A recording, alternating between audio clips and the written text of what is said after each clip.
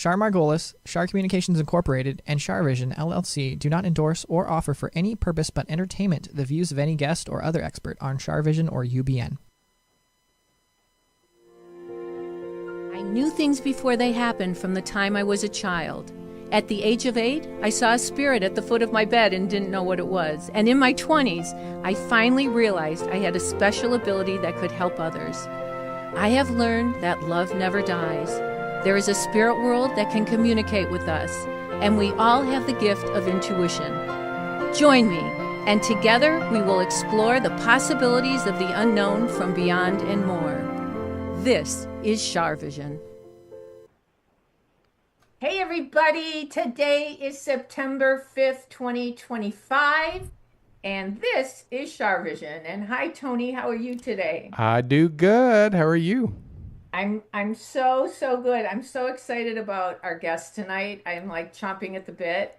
But okay, so everybody, you know that we try to educate ourselves about spirit communication, life after death, how we see our loved ones again when we cross over, and that there is no death. But also it's come to my awareness that there definitely is something with extraterrestrial energy, and I'm trying to learn more about it. So that's why I have people on tonight that I will introduce in a minute. But Tony, will you roll the clip that I found? I will do. Here we go. I'm just going to put this up so I can do the transition in 4, 3, 2. Yesterday, 3i Atlas sent a message to space, and it is throwing the scientific community into a tizzy, and you won't believe what the message says. I'm going to tell you, but do you think we should respond back to it, or do you think it's dangerous? So, as you know, 3i Atlas is that interstellar object that is passing right by Earth in November, and the world's top scientists have been saying, hey, look, this doesn't seem like an asteroid. It doesn't look like a comet.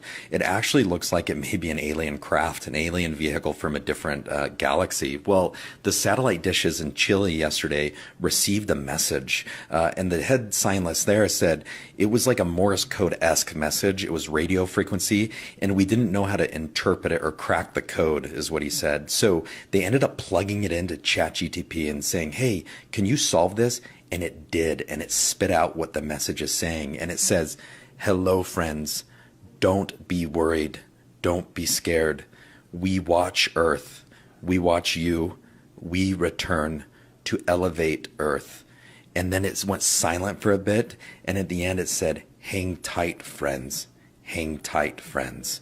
Twice in a row. And so my question is, are they friendly? Do we respond and say, hey, when are you coming back? Is there anything we should know? Or do we just stay radio silent? But this changes everything about humanity's future and what we know, that we are not alone. Amazing. Okay, so, what are we going to do with that? And this is the cue to bring in the lovely Arielle Taylor, who is the author of Born of Stars, Awakened on Earth, a galactic guide for starseeds, and our dear friend and friend of our show, Craig Campobasso, the Extraterrestrial Species Almanac is his book. And okay, you guys, I don't even know where to start with this one. Applause. Yay. Yay. Well, I'll take it because I get asked this question all the time. And when these things pop up, all the podcasts and radio shows call me to get my take on it. Right. Here's the thing. These craft have been here for a very long time. A lot of these beings live on Earth. They live in their ships. They live under the ocean, all over the earth. They live in the subterranean worlds and Agartha. They live in their crafts above the earth.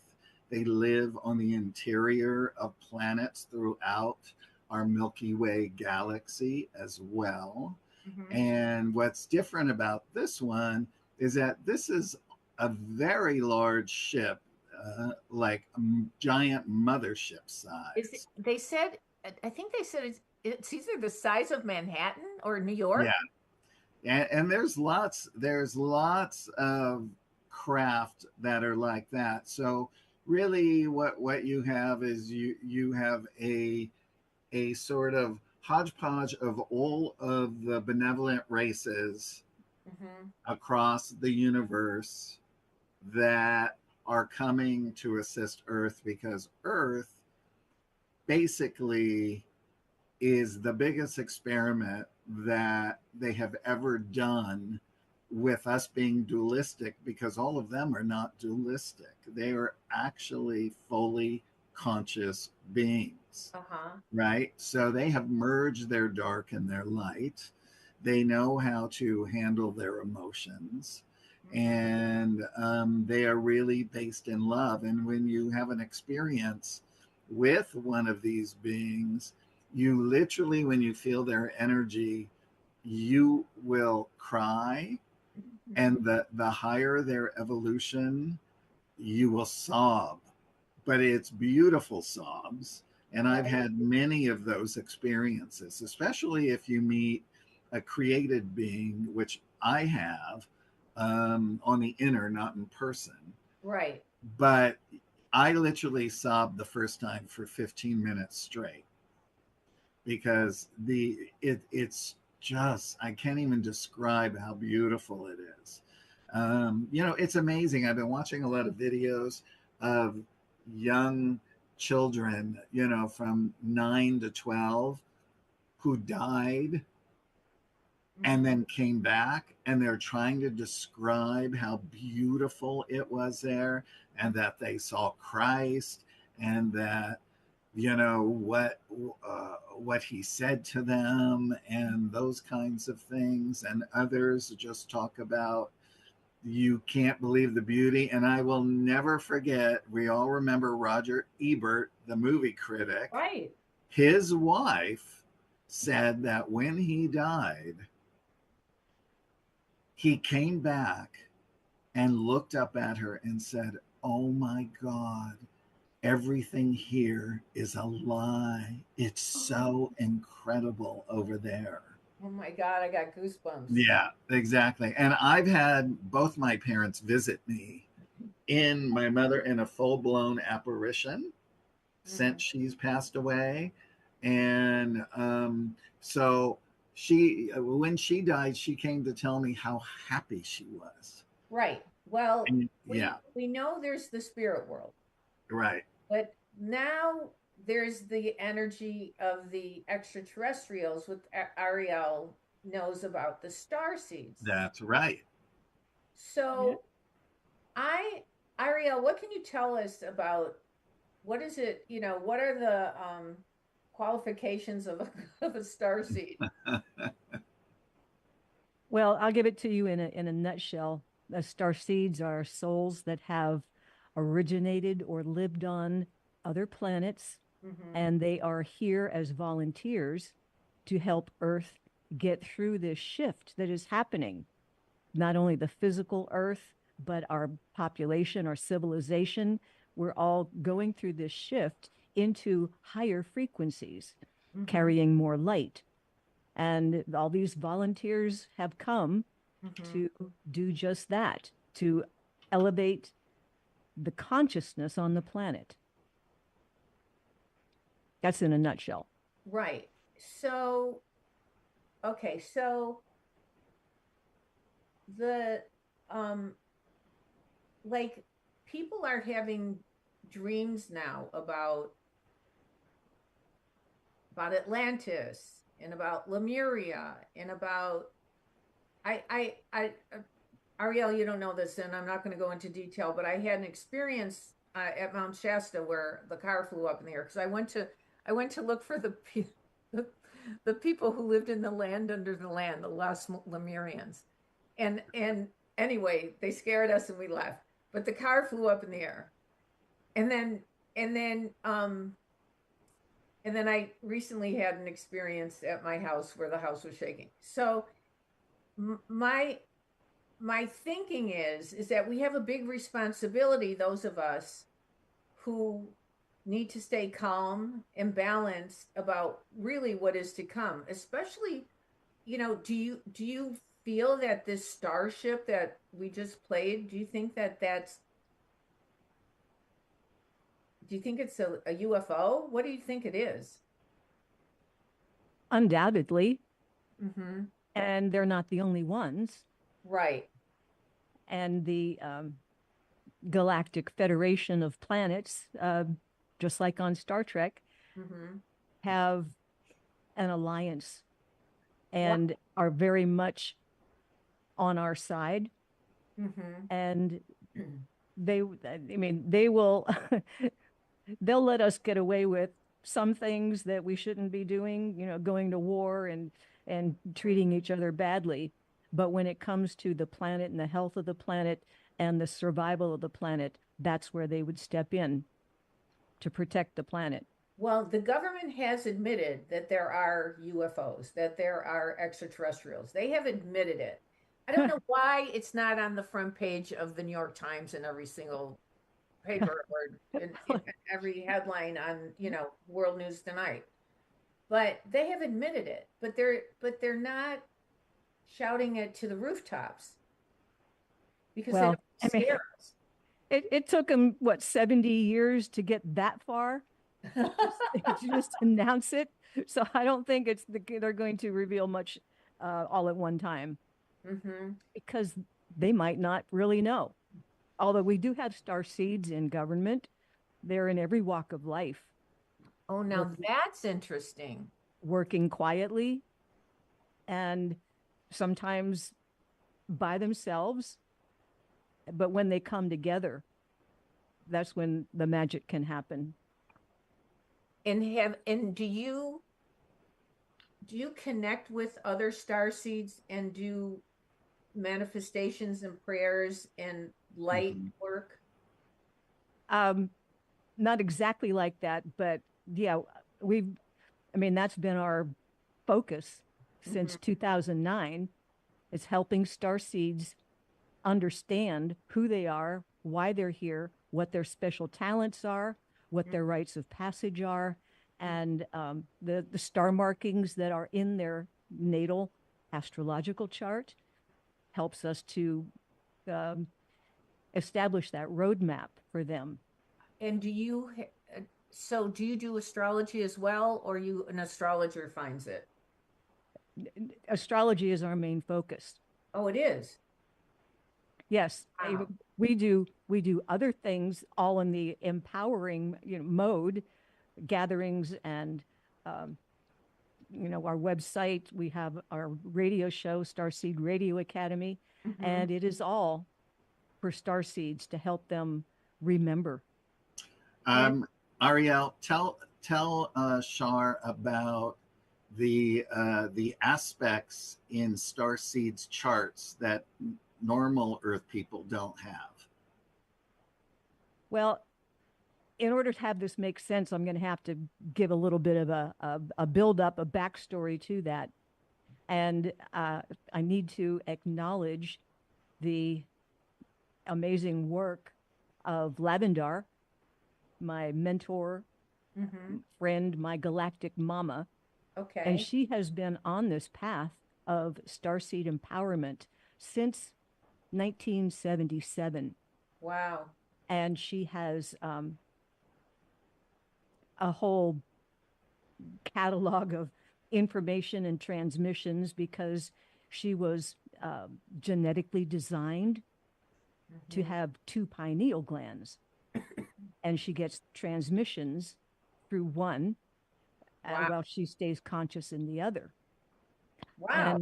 And she originally, her mentor was a man named George Van Tassel, who you might know. That's from the Integratron. Exactly. That's right. That's right. Char knows that. Yeah, Char knows that. Yeah. So yeah, George was Lavendar's first mentor, and we have that whole story on our radio show. So if people really want to go, they can listen to the feature story, which is Crack Between the Worlds. And how do they get to your show? Just go to Starseed Radio Academy .podbean.com. Beam as in BEAM? No, bean, like coffee bean. BEAN. Okay. But if you just type in Starseed Radio Academy, We're on Podbean, Podbean, like coffee bean. Right. And the information and downloads and training that she got from George then set her on this path. And then in 1980, the Pleiadians stepped in and took her through this demonstration. And it took her 3.5 years to really figure it out. But everywhere she went, she'd carry an ephemeris, which is a reference book that tells you where the planets were on any given day and year. And whenever she felt the urge, whether it was a taxi driver or a waitress or anybody, Right. she just like, when's your birthday? And then she'd look in the book and she started seeing these patterns. And after 3.5 years of this, she realized that 25, 26, and 27 degrees of any sign is the star marking that everything is tracking from. So then she, I'm trying to give you the encapsulated version. You're doing a great job. Okay, good.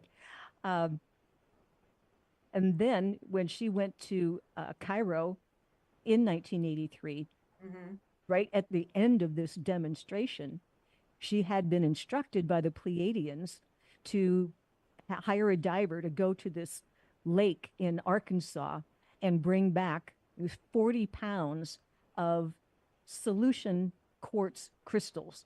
And these crystals are double terminated and barely the size of a grain of rice. They're teeny tiny.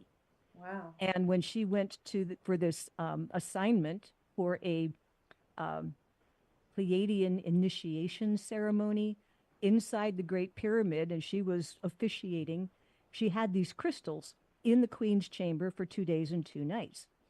And the Pleiadians were overhead, and she asked them, how powerful are these crystals? And they said, 7.5 times celestial power. She said, well, how much is that? You don't have any technology on the earth to measure the power of these crystals, but they are to be a balancing beam between man and nature. And they will turn on and activate to 25, 26, and 27 degrees. And all of a sudden it just clicked. That's what I've been going through for 3.5 years. Every place she went, she was meeting people with these same planets. And then when she left Cairo and came back, then nobody had them. It's like the door closed. The demonstration was over. So that way she knew it wasn't just happenstance. These people were put in her path. Still living? She's still living, right? Yes. Yes. And so did she already know about what they found at the bottom of the pyramids? Did she already know that was all there? I don't know exactly what you're talking about, but recently they have foundings at the bottom of the pyramids of technology that it is like nothing we understand. Yeah. Well, the Great Pyramid is built over a giant like crystal vein. Right. And it's a generator, it's a communicator, it's a very functional structure with purpose. So that's how, and believe me, there's a lot more to the story, but that's how she discovered the star markings. And then since like 1983, she has been finding more patterns. So now we have 8 or 9 different star marking codes. So when starseeds come to us and they want to know, that's what we tell them, and how it all is so intricate. It all works together. And have you ever been regressed to your past lives or past lives to like I was regressed. My sister's a doctor of psychology and does past life regression, and I know Brian Weiss. Anyway, bottom line is, many years ago I was regressed, and I went right to Atlantis. I know everything I was in Atlantis. Everything. Well, that was a Pleiadian project. Was it? So that gives you the connection to the Pleiades. I mean, there were other races that also used it was like a spaceport, but Yeah, and Atlantis went down because of the misuse of crystals and technology. Their technology grew faster than their spiritual wisdom. Mm-hmm. And they had 2 warnings, and then the third time, that was it. I was a child and I had a flying horse that was a unicorn. And it tried to keep me alive as long as possible. And then if we fell in the ocean and he turned into a dolphin. Wow. Yeah, well, those are very, very sacred animals as well. Right? The dolphins. Mm-hmm. So they're benevolent. Like these extraterrestrials that have come around you, both of you, are want to help the planet. They don't want to hurt the planet. But my concern is taking it a step further, that the powers that be in our government or wherever, I don't know, I'm not pointing fingers, will try to make that scary. Well, there's lots of talk of false flags and things like that Yeah, governments and might people have to have faith. report, and that kind of thing, and even with the big ship that's coming, even though people, uh, Starseeds are really connected into it, so they feel the vibration of the people that are on the craft.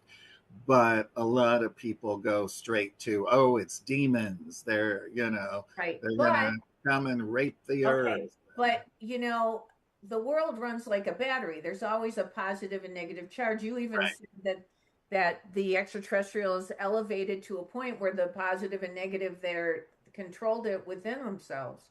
Right. So, they're they're good and bad spirits. There's good and bad people. There's good and they're positive and negative energies around. So the goodness has to win over to save the planet, really.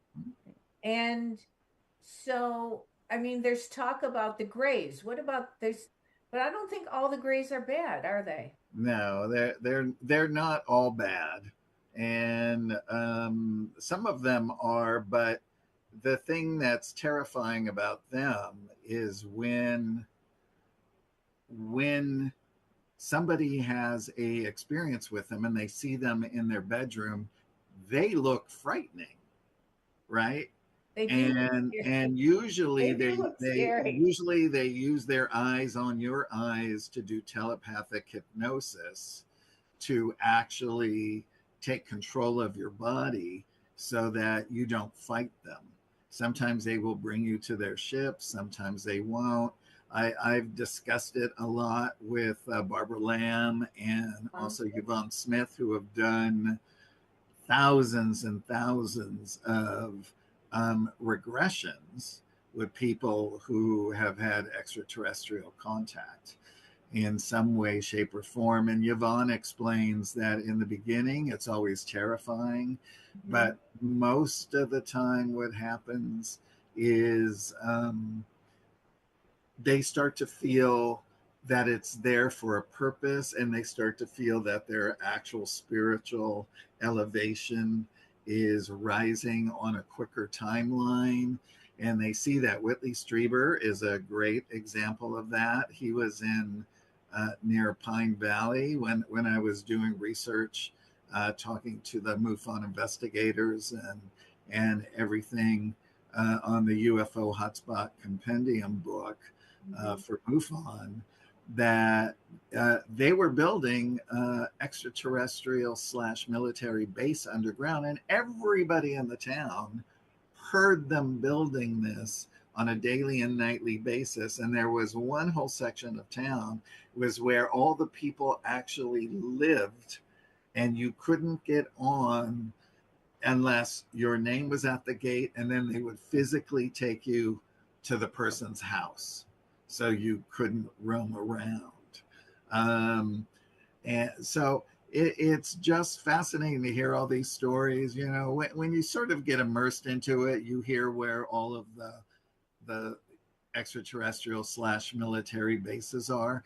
Some, Right. So some, Ariel, have you had encounters, personal ones? You're asking me? Yeah. Yeah.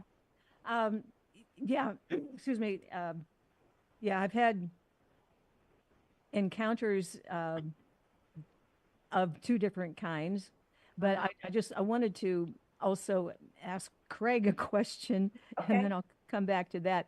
But Craig, would you say that if you were in a situation like that and you feel fearful, you can just say no? I said no. I said no. yes, absolutely. And Whatever, that's right. what, when I had an experience where I was someplace that I did not want to be with beings that I did not resonate with. And I'm like, in my mind, I just screamed out loud. I said no, said it 3 times, and boom, I was out of there. Yeah, that's right. And depending on That what your is very belief system important. is, What she just said is very, very important. You right? own your power. You own your power, And and you can the say, God within you protects you. right. And you can say, Right. look, I am a sovereign being. You cannot do this to me. If you believe in Jesus, you can say, in Jesus' name, I rebuke you, go away. If you're a Buddhist, you can use Buddha's name. If, whatever religion you are, it all still works the same in the same way. There's one case of a TV show actress, very famous from decades ago, who told me that the Greys came into her daughter's bedroom when she was young and they grabbed her and she fought with them. And that's exactly what she did. She said, no, you are not taking my daughter. And she said they were struggling, pulling her like this. And, she rebuked them and she won and, never had another problem since. So I have a question for both of you. When do you think that it's going to be more mainstream that we will, it'll be obvious that they're flying around in saucers or we're talking to them and like they admit Well, it. The world let me, admits that they're here. let me just read this to you, Okay. right? So if anybody is interested, you go to the New Paradigm Institute website. Okay. It's run by Danny Sheehan, who is huge in the UFO community. He works alongside Stephen Bassett, who has been going for disclosure. And Danny just sent me this morning. While we await further developments on the UAP Disclosure Act, the New Paradigm Institute is not idle. Our team is hard at work on Capitol Hill, meeting directly with congressional staff to ensure that lawmakers are fully educated about the urgent importance of the UAP and the UFO flap issue in general. And then he just goes on to say, the past Thursday, Citizens for Disclosure, that they all met. And so they are constantly having these dialogues now with the government. And as you know, they started letting little things out like, the tic tac and the this and the that Yeah. and that kind of thing. And if you go back and look at the long history of cover up all the way back to Truman, you'll understand. You really just can't come out and say, okay, sorry, we've been lying.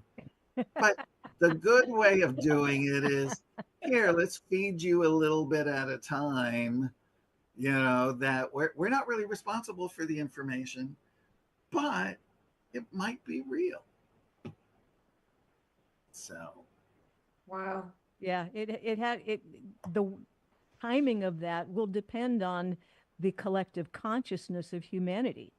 Right. yes. We, raise up a little, raise up a little, raise up a little. And when you get to a certain click, that's when more will come out. But when people are, sitting in a corner in fear and, fetal position, that's not when it would happen because Right. because people they're fearful of things they don't understand. Right. And that's another thing that starseeds are here for, to help in those kind of situations. Yeah. And another thing you said earlier, about the battery and the positive and the negative, Yes. that's very true, for the earth and the fourth dimension, which is the astral realm. Right. But when it comes to the ETs, they don't have that duality. Positive and negative, like a battery, they don't have that duality. They're balanced. But are you saying all ETs are, but you said that there are ones that are not good. A That's very few. correct, but they're dualistic, like us. And they Oh, are, I see. yeah, and they are so few. The vast majority are very ascended, elevated, balanced, neutral. They live in oneness. And, I mean, the Pleiadians are 3,500 years ahead of us. And Wow. the Arcturians are 4,500 years ahead. So they've learned a few things that we haven't learned yet. Mm-hmm. And do you know anything about the Antarctica? What they talk about, that there's a whole place that the governments all know about that could be a place where extraterrestrials are. Well, it would make sense. There's less interference. There's not likely to, have a street gang come in Antarctica. So yeah, the isolation would be a good environment for them. Mm-hmm. Well, there's so many different things going on about Antarctica that Hitler started building stuff there, and reptilians are there, and Now, are the reptilians supposed to not be? Are they duality, or what are they? they're both, like all races, Mhm. but they fight a lot with humans throughout the universe, actually. The reptilians. Yeah, and they're gigantic. A lot of them are anywhere from 10 to 15 to 20 feet tall. And they all look completely different.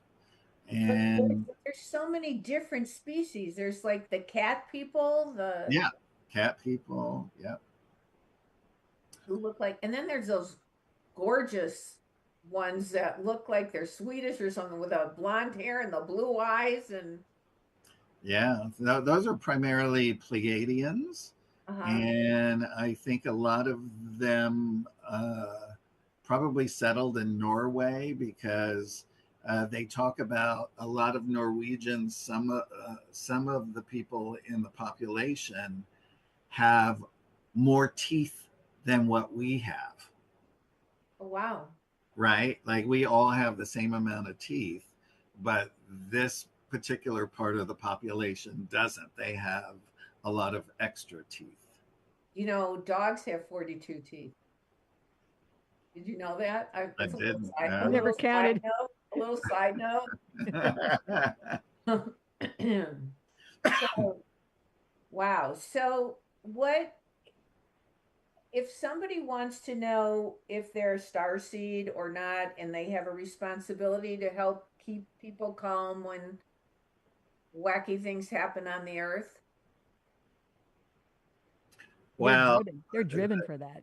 How do they go about it? Like, Arielle, well, if they're thinking about it, they probably are. they probably are. They probably are, but the best thing would be is to get Arielle's book, because it goes into a huge explanation of it.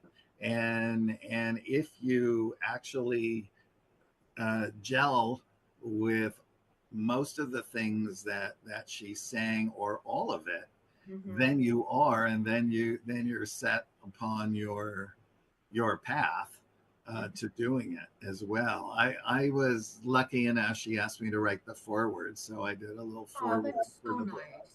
It was brilliant. It was brilliant, Craig. Thank you. Thank you. Eternal gratitude for that. You're welcome. How can people buy your book? It's on Amazon. and soon it's going to be in other locations, but it just came out less than like 2 months ago. Oh, congratulations. That's great. Oh, thank you. And say the name of the book again. Born of Stars, Awakened on Earth, a galactic guide for starseeds. Right. Or you can just type in Arielle Taylor into Amazon and it should Yeah, come that'll up work as too. So Yeah. you're on a mission, Arielle. You're on a mission to help heal the planet, aren't you? Yes, yes, and I have to say that a lot of the material in the book is Lavendar's work, so it's a partnership in bringing forth this information. Um, So I have a question about the Integratron. Do you know much about it? And George Van Tassel's work? Well, uh-huh. I know a lot about it, So I but I'm want to sure know I want to know when he died, it was a time machine. right. All the insides were stolen. I want to know who took them. Well, that remains to be unseen. But I will tell you, my dear friend Athena, Uh-huh. who was there in the very beginning with George Van Tassel when he began channeling under Giant Rock. Mm-hmm. That's how far back she goes with him. She was friends with him and his first wife, and then him and his second wife. And she told me a story that I put in UFO Hotspot when I talked about the Integratron and Giant Rock, Mm-hmm. that it was about 95% ready to go. And Salganda, who is the being that gave him the blueprints to build it, told him, I'm not going to allow you to turn it on because the people just aren't ready. And then George passed away. And then we all heard that people came in and stole all his, his blueprints and all of those types of things. But I, I, I could ask my friend Athena that question because I would just love to hear what she has to say. But it's like the mythical character Merlin. Maybe he wasn't so mythical. He remembered the future. Right. Yeah. And those people who remember well, as a psychic, you might say a psychic who's, has the pure ability can remember the future. But there's, so are we, we do past life regression, but we also do future regression. Yeah. So, but then there's free will. So, but some things have already happened, right? Yes. Yeah. Oh, here's my little extraterrestrial. Yes, I live. He really, I really think he is, with his eyes and his completely thing on his head. He's so sweet. So, yeah, that's really fascinating. The whole thing is fascinating. Well, you both are incredible, and Arielle, I wish you so much good fortune with your book, and I know that I can tell you're on a mission. Oh, yeah, I have been since I met Lavendar. Yeah. In 1991. And you have no ego about it. And it's so lovely that you give him credit in that. It's just, and you couldn't find anybody better to write your foreword than Craig. So, and Craig is just so knowledgeable, and you've helped us so much in so many ways in understanding all this. So I just kind of feel a responsibility as well, because I really believe in our lifetime we're going to have those connections. Yes. They're going to be more obvious. And I mean, I had a client today, and I read for her, and I got their deceased loved ones and the names of them and things that I couldn't know about, and the nicknames and all this stuff. And then when I got to something, I said, oh, and by the way, I think that there will be some connection with extraterrestrials. I lost her. I mean, this woman was from Ohio in the Midwest. I think I totally lost her. Right, right. It's such, step back. They say, hear me now, believe me later. Yeah. Yes. Yeah. Yeah. Oh, that's interesting. I would have never believed that I would have gone down on this path either, because I had a spiritual It's like you're going down the rabbit hole at 26, and I never even thought about an extraterrestrial before then. Right. I get that. I get that. I get But that. it's in your chart, Craig. Yeah. It is in your chart. And there's an activation point that happened. So, if I may, your moon is at galactic degree in the sign of Scorpio, which is the mark of the Pleiades. And it's right there in your first house. And that gives you your passion, your psychic ability, your transmutational ability to really help, with that alchemy to change situations. And then it's conjunct with your Jupiter, which is at what we call the crack between the worlds, 0 degrees. And that gives you the ability to travel through other dimensions and bringing that information back. And then the Jupiter is just emphasizing your moon because it's such a big influential planet. So it was right there all along. And I would be willing to bet that when you had your first awakening at the age of 26, I would be willing to bet that you were having a transit or a progression to your natal chart that turned that on. And maybe we'll have to talk about that at some point. So, yes, I totally believe that. Can people contact you, Arielle, to have their chart done, their natal chart done, to know when the Starseedhotline.com. Yeah. Starseedhotline.com. Right. Yeah, we've done like 8,000 readings. Wow. So in each one of them, it's like the exponential expansion. Each person then they get turned on, and then they go turn other people on. So they meet.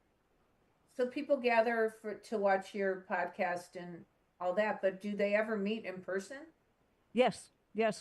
For 12 years, we did gatherings for the Starseeds, and depending on the markings in their chart, they would receive an invitation, and they would come to Arkansas, and we would stand on that land, which is coded for Starseed activation, and that's where the Atlantean master crystals are buried.